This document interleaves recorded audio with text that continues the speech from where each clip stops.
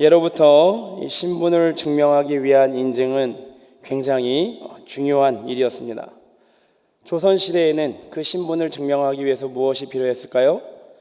족보가 필요했다고 합니다.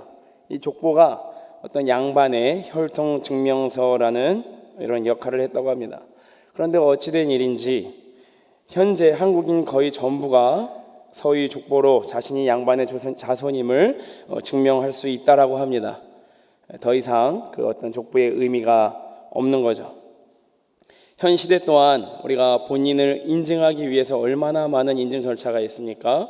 은행 같은 데에서도 우리가 맡겨놓은 어떤 예금이나 이런 걸 찾기 위해서도 공인인증서가 필요하고 여러 수많은 인증들이 많지 않습니까? 또 집에 들어가는 것을 위해서도 우리는 인증이 필요해요. 비밀번호를 넣어야 되지 않습니까? 열쇠가 있거나 내가 만약에 그 비밀번호를 까먹으면은 그 문이 저를 알아보고 문을 열어줍니까? 그렇지 못하죠. 내가 누군지 알아? 이렇게 말을 해도 알 수가 없습니다. 문을 뜯지 않는 한 들어갈 수가 없다는 겁니다. 그러니까 이렇게 우리가 인증이 중요하다라는 겁니다. 특히 현재 우리가 지금 이것을 경험하고 있지 않습니까? 교회에 어떤 성도로서 우리가 등록되어 있다라는 것, 교인으로서의 등록이 너무나도 중요하다라는 것을 코로나 이번 사태로 말미암아 방역으로 말미암아 더 우리가 깊게 알았습니다. 그러나 우리가 더 중요한 문제가 있습니다. 바로 참된 신자됨의 인증인 것입니다.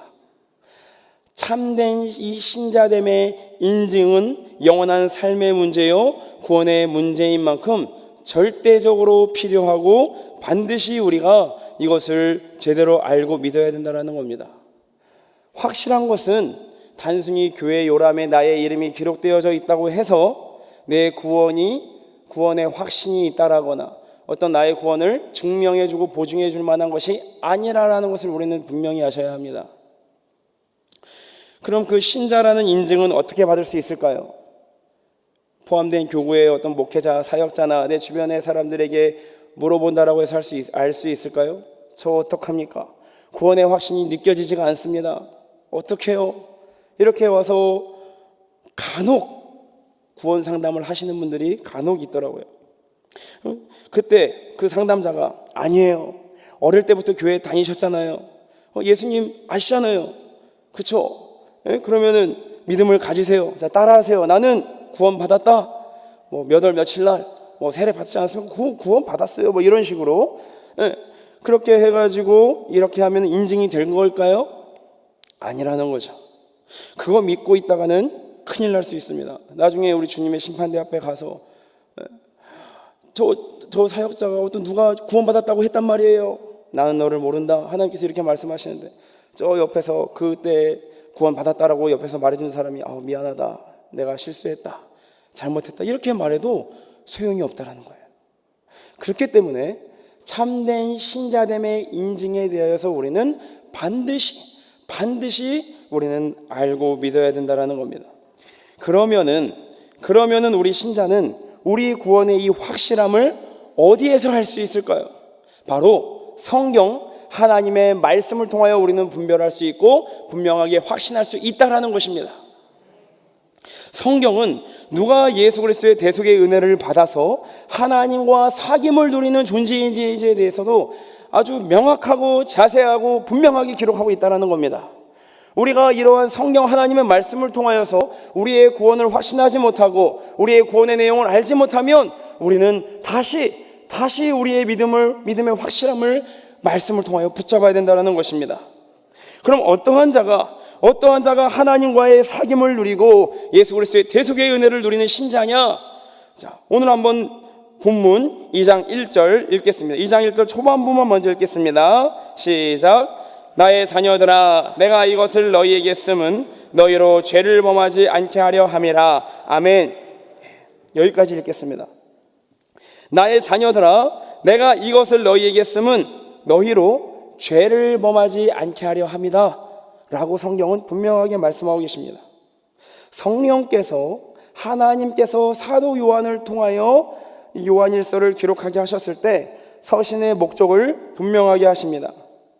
신자들에게 이 요한일서를 보여주시고 또 쓰게 하신 이유가 뭐냐? 신자들로 하여금 죄를 짓지 않게 하기 위함이다라고 분명하게 말씀하셨다라는 겁니다. 그러나 동시에 바로 1절 후반부와 2절에 이렇게 기록하고 있습니다. 만일부터 다시 읽겠습니다. 만일 누가 죄를 범하여도 아버지 앞에서 우리에게 대언자가 있으니 곧 의로우신 예수 그리스도시라. 그는 우리 죄를 위한 화목제물이니 우리만 위할 뿐 아니요 온 세상의 죄를 위하심이라. 아멘. 요한일서 말씀을 계속 묵상하면서 깨닫는 것은 계속 강조되는 게 뭐냐? 신자와 죄의 관계입니다. 우리가 요한일서 2장 1절을 읽었을 때 너희로 죄를 범하지 않게 하려 함이다 했을 때 우리의 드는 마음이 뭡니까? 부담감입니다. 그럼 내가 예수님을 믿는다고 하는데 나의 삶 가운데 발견되는 죄는 뭐지? 내가 아직도 구원을 받지 못했나? 이러한 두려움이 엄습한다는 거예요. 제대로 우리가 묵상을 하다 보면. 그런데 그 말씀이 끝나기도 전에 그러한 우리의 고민을 아셨는지 우리 성령 하나님께서는 말씀을 통해서 만일 누가 죄를 범하여도 라고 말씀하셨다라는 거예요. 아버지 앞에서 우리에게 대언자가 있으니 곧 누구이십니까? 의로우신 예수 그리스도라는 것입니다. 오늘 말씀을 통해 우리가 알 수 있는 게 뭐냐? 신자는 죄를 미워하는 존재이고 죄와 싸워야 할 존재라는 것을 분명히 아시기 바랍니다. 신자는 이 죄를 가볍게 여기는 자가 아니에요. 그 죄와 동거하는 존재들이 아니라는 겁니다. 마치 내가 어떤 죄의 노예인 양 계속 끌려다니는 존재가 아니라 죄를 미워하고 죄를 혐오해야 될 존재라는 거예요. 그러나 동시에 신자는 죄를 지을 수 없는 완벽한 상태를 말하는 게 아니라는 거예요. 아직은. 그렇기 때문에 도리어 우리가 죄를 짓더라도, 우리가 혹여나 다시 넘어지더라도 이것 때문에 지나치게 두려워하거나 죄책감을 가지고 낙심하고 어떤 마음 가운데 두려운 마음을 가지는 것을 우리는 엄히 경계해야 된다는 겁니다. 우리가 날마다 확신해야 될 것이 뭐냐? 내 안에 연약함이 발견될 때마다 우리의 화목제물 되신 우리 구주 예수 그리스도 앞에 나와 계속해서 그 십자가를 붙잡고 날마다 그 사죄의 은총을 우리가 누리고 받아야 된다는 것입니다. 이것이 우리 신자로서는 반드시 놓치지 말아야 할 특권과 분명한 우리의 교리인 것입니다. 이게 2절에서 선포하시는 말씀이에요. 따라서 신자에게 있어서 죄는 더 이상 어떤 존재냐? 사자나 맹수 같은 공포의 대상, 두려움의 대상이 아니라 배설물과 같이 혐오하는 대상, 더럽게 여겨야 될 그러한 대상이 되었다라는 거예요. 우리나라 속담에도 그게 있지 않습니까? 이 배설물이 무서워서 피하냐, 더러워서 피하지. 그렇죠? 이걸 고려해서 아마 이러한 속담이 만들어진 것 같아요. 우리 이 죄도 마찬가지라는 거예요. 이제 하나님의 자녀가 되고 예수 그리스도로 말미암아 거룩한 하나님의 백성이 된 존재로서 마땅히 죄를 미워하고 죄를 혐오하고 죄를 멀리해야 된다는 것이죠.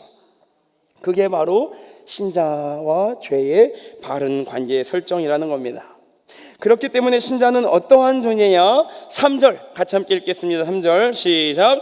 우리가 그의 계명을 지키면 이로써 우리가 그를 아는 줄로 알 것이요.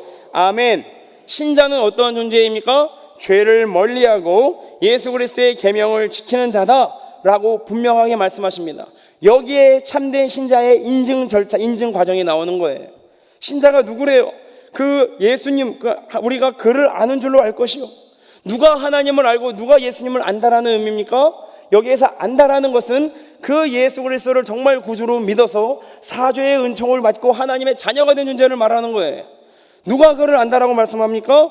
우리가 그의 계명을 지키면이라고 말씀하세요. 분명한 조건이에요. 곧 요한일서 1장부터 이어진 하나님과 주 예수 그리스도의 사귐을 누리는 존재는 누구냐? 그분이 우리 하나님께서 빛이신 것과 같이 빛 가운데 행하는 자가 바로 하나님과 사귐을 누리는 존재라는 겁니다. 그러면 빛 가운데 행하는 자가 누구냐? 자신이 죄인됨을 인정하고 죄를 멀리하고 죄를 미워하는 자라는 거예요. 동시에 오늘 말씀이 우리에게 말씀하시는 바와 같이 우리가 그의 계명을 지키면 그 우리 구주 예수 그리스도의 계명, 우리 하나님의 말씀에 순종하는 자들이 바로 빛 가운데 행하는 자이고 하나님과의 사귐을 누리는 자, 곧 참된 신자라는 겁니다. 우리가 말씀을 비추어서 우리의 구원을 확신하셔야 돼요. 막연한 어떠한 마취제와 같이 그런 막연한 것으로 우리가 더 이상 우리가 그렇게 속으면 안 된다라는 겁니다. 반대로 우리가 그분을 안다라고 말하면서 주님의 계명을 지키지 않는 자는 어떠한 자입니까? 4절에서 하시는 말씀과 같이 거짓말하는 자요, 진리가 그 속에 있지 않는다라고 말씀을 하셨습니다. 하나님의 말씀입니다. 분명한 거예요. 6절 한번 같이 읽어보겠습니다. 6절 시작. 그의 안에 산다고 하는 자는 그가 행하신 대로 자기도 행할지니라. 아멘.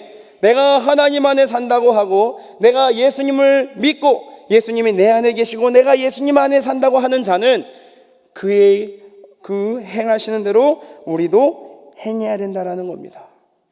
곧 참된 신자됨의 인증은 신자의 삶과 무관하지 않다라는 것입니다. 우리가 분명히 알아야 될 것은 믿음과 행위의 관계라는 겁니다. 우리는 우리의 어떤 착한 행실이나 우리의 공로로 말미암아 구원받은 것이 아닙니다. 분명히 성경에서 말씀하시되 우리는 믿음으로 말미암아 아무 공로 없이 우리 하나님으로부터 의롭다 칭함받은 것입니다. 그런데 그런 의롭다 칭함받은 존재는 우리 구주 예수님께서 그리하시듯 우리 또한 그분을 닮아가는 존재라고 분명하게 말씀하십니다. 왜냐? 우리는 거듭난 존재이기 때문입니다. 천주교에서 하는 것과 같이 고해성사를 통해서 사제가 너의 죄를 사하노라, 이 말 들었다고 해서 우리 죄가 사해져 가지고 나는 천국 가네, 그게 아니라는 거예요. 마치 우리가 우리의 어떤 면죄부를 얻으냐, 어떤 우리의 돈으로도 우리의 구원을 확신할 수 없다라는 겁니다. 우리 주님의 계명을 지키는 자, 그가 바로 하나님과의 사귐을 누리는 자요 참된 신자라는 겁니다. 그러면 이쯤 되면은 우리 가운데 그럼 도대체 신자가 지켜야 할 계명이 무엇입니까? 이러한 절규 어린 어떤 탄식, 이러한 고뇌에 찬 질문을 던져야 마땅합니다. 그러면 도대체 우리가 지켜야 할 계명이 무엇입니까? 이러한 질문이 되어진다면, 이러한 고민이 들었다면 요한일서 오늘 말씀이 하시는 바와 같이 그 의도하신 바를 잘 깨달아가고 있다는 겁니다. 자, 그럼 성경은 이제 7절과 8절에 이 계명에 대해서 설명해 주십니다. 7절과 8절을 간략하게 해석하면 이런 내용입니다. 옛날 구약 시대에 하나님의 백성에게 주어졌던 계명이나 예수 그리스도로 말미암아 새 언약 백성들에게 주어진 이 신자들에게 주어진 이 새 계명은 다 동일하다라는 겁니다.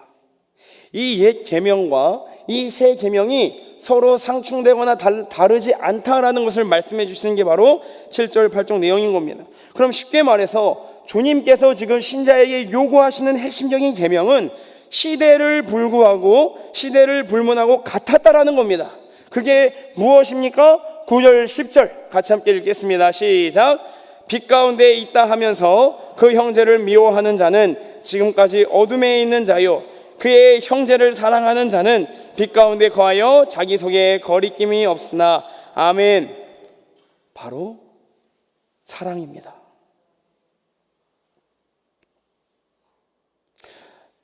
그의 계명에 순종하는 자가 우리 예수님을 믿고 참된 신자라고 하는데, 그러면 우리 그분의 계명이 무엇이냐? 하나님께서, 우리 구주 예수께서 우리에게 계속해서 말씀하시는 이것은 무엇에 순종하라고 하시는 것입니까? 어떠한 계명에 순종하라고 하시는 겁니까? 사랑하라라는 것입니다. 그 우리 구주께서 이 땅에 계실 때 서기관이 찾아왔죠. 서기관이 찾아와서 이런 질문을 하죠. 주여, 랍비여, 어떠한 계명이 제일 첫째 되는 계명입니까? 어떠한 계명을 우리가 지켜야 됩니까? 라고 했을 때 우리 예수님께서 뭐라고 말씀하셨습니까? 마가복음 12장 30절 31절에 이렇게 말씀하셨습니다. 함께 같이 읽겠습니다. 네 마음을 다하고 목숨을 다하고 뜻을 다하고 힘을 다하여 주 너의 하나님을 사랑하라 하신 것이요, 둘째는 이것이니 네 이웃을 내 자신과 같이 사랑하라 하신 것이라. 이보다 더 큰 계명이 없느니라. 아멘. 우리 예수님께서 친히 말씀하시지 않았습니까? 마음을 다하고 뜻을 다하고 힘을 다하여 주 너의 하나님을 사랑하라. 또 이와 같이 내 이웃을 네 몸과 같이 사랑하라. 이보다 더 큰 계명이 없다라고 분명하게 말씀하셨습니다.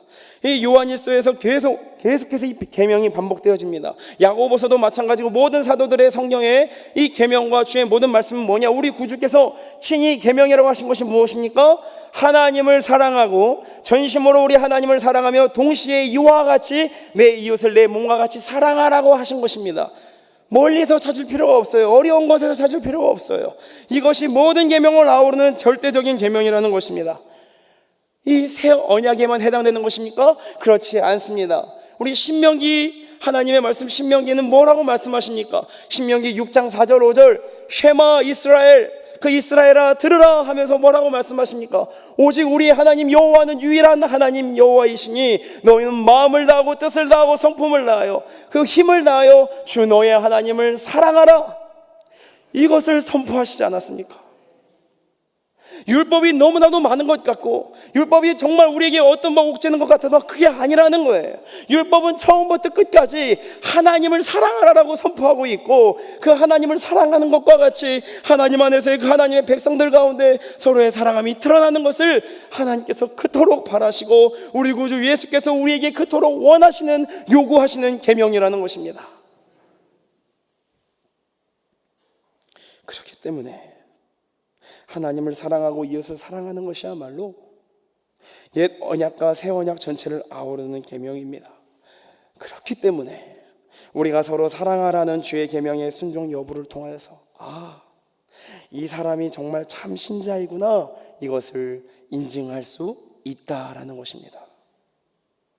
그 사람은 10절 말씀과 같이 빛 가운데 거하는 자이고 빛 대신 하나님과 사귐을 누리는 존재라는 겁니다. 그러나 여전히 형제를 미워하고 사랑의 삶을 살고 있지 않은 사람은 어떠한 상태에 빠져 있느냐? 11절 같이 함께 오늘 본문 11절 읽겠습니다. 그의 형제를 미워하는 자는 어둠에 있고 또 어둠에 행하며 갈 곳을 알지 못하나니 이는 그 어둠이 그의 눈을 멀게 하였음이라. 아멘. 이런 자는 아직도 빛 대신 우리 하나님과 예수 그리스도와의 사귐을 누리지 못하는 자라고 분명하게 말씀하고 계십니다. 그렇기 때문에 오늘 우리는 이 하나님의 말씀에 의거하여서 이런 결론을 내릴 수 있습니다. 신자가 서로 사랑하는 것은 어떠한 믿음의 수준의 문제가 아니라 믿음의 정체성의 문제라는 것입니다. 선택이 아닌 필수이고 내가 하나님의 백성이라는 인증의 수단이라는 것입니다. 이렇게 말씀하시는 분도 있습니다. 실제로 이런 상담을 예전 사역지나 이런 데서 많이 들었었어요. 이 공동체는 너무 사랑이 없어서 불만이에요. 우리 교회는 왜 이렇게 사랑이 없는지 모르겠어요. 저 목회자는, 어떤 저 집사님, 권사님은 너무 사랑이 없어요. 그래서 교회를 옮기고 싶어요. 이런 식으로 표현을 하는 거예요. 저는 이 말 들을 때마다 이렇게 말씀을 드리곤 했습니다. 본인이 정말 신자라면, 본인이 정말 예수 그리스도를 믿고 거듭난 신자라면 그 공동체에 사랑이 없는 책임 또한 져야 됩니다. 왜 본인은 사랑하지 못합니까? 왜 같은 신자인데 나는 제공받아야 될 입장으로만 생각합니까? 라고 부드럽게 돌려서 말합니다. 그런데 그렇게 돌려서 말해도 알아듣지 못하는 경우에는 직접적으로 말을 하곤 했습니다. 이렇게 말하는 분도 있습니다. 내가 먼저 사랑받고 섬김받아야 사랑하죠. 나도 가정에서 부모로부터 사랑받지 못했어요. 나도 어떤 교회에서 목회자로부터 어떤 내 주변 환경에서 나를 사랑해준 사람이 아무도 없었어요. 그런데 내가 어떻게 사랑합니까? 나도 얼마나 많은 나에게 상처가 있는데요, 나에게 얼마나 많은 그러한 아픔이 있는데요, 내가 어떻게 사랑합니까? 내가 사랑받아야 사랑하죠. 이렇게 말하는 분이 있어요. 왜 나만 사랑해야 되냐? 왜 나만 섬기냐? 이러한 말에 공감이 되지 않는 것은 아니지만 이렇게 말하는 그 말의 의미, 그 깊은 그 안에는 뭐가 있냐면 아직도 자기 자신이 그 본인을 위하여 십자가에서 죽기까지 사랑하신, 주님의 그 목숨을 바쳐서 우리에게 화목제물 되시기까지 십자가에서 죽으신 그 예수 그리스도의 사랑을 아직 깨닫지 못한 거라는 거예요. 중요한 문제입니다. 우리 신자는 어떠한 사랑을 받은 존재입니까? 이거 우리가 분명하게 아셔야 합니다. 우리 신자는 우리를 구원하시기 위하여 오래전부터 계획하신 우리 이 죄인들을 위하여서 성부 하나님의 열심 어린 그 구원을 계획하신 성부 하나님의 사랑을 받은 존재라는 것입니다. 또한 우리는 어떠한 사랑을 받은 존재입니까? 성부 하나님의 구원의 그 계획을 성취하시기 위하여 우리 주님의 그 몸을 화목제물로 하나님께 드리기까지, 주님의 그 몸을 죽기까지 아끼지 않으신 십자가를 지신 우리 구주 예수 그리스도의 사랑을 받은 존재임을 믿습니다. 마침내 그 하나님의 영이시며 그 우리 구주 예수 그리스도의 영이신 성령 하나님으로부터 모든 우리 구원에 필요한 것, 우리의 구원을 적용하여 주시고 우리가 하나님을 닮아가고 하나님께 나아가기 위하여서 지금도 여전히 우리가 우리의 마음 가운데서 말할 수 없는 탄식으로 우리를 위하여 기도해 주시는 그 성령 하나님의 사랑을 받은 존재임을 믿습니다. 신자는 이러한 존재예요. 우리의 신앙의 연수가 길든 짧든 우리의 직분이 어떠하든지 우리는 예수 그리스도로 말미암아, 우리 하나님으로 말미암아, 우리 성령님으로 말미암아 이러한 존재가 되었다라는 거예요. 이것을 안다면, 이러한 신자가 이러한 영광스러운 존재됨을 안다면 어떻게 내가 사랑받지 못했네라고 말할 수 있겠습니까? 내가 탕감받은 것이 1만 달란트의 그 가치를 안다면 어떻게 내가 100데나리온 빚진 자에게 용서를 하네 못하네, 내가 사랑하지 하네 못하네, 이렇게 말할 수 있겠습니까? 불가능하다라는 거예요. 불가능하다라는 거예요. 그래서 우리 구주께서도 기도를 이렇게 하라라고 말씀하셔서 그 하늘에 계신 우리 아버지여라고 기도를 가르치시고 바로 이후에 뭐라고 말씀하셨느냐? 용서에 대해서 말씀하시잖아요. 너희가 용서를 하나님께 받은 존재라면 마땅히 너희도 용서하는 게 마땅하다라는 거예요. 그 용서 결국 사랑이라는 거죠.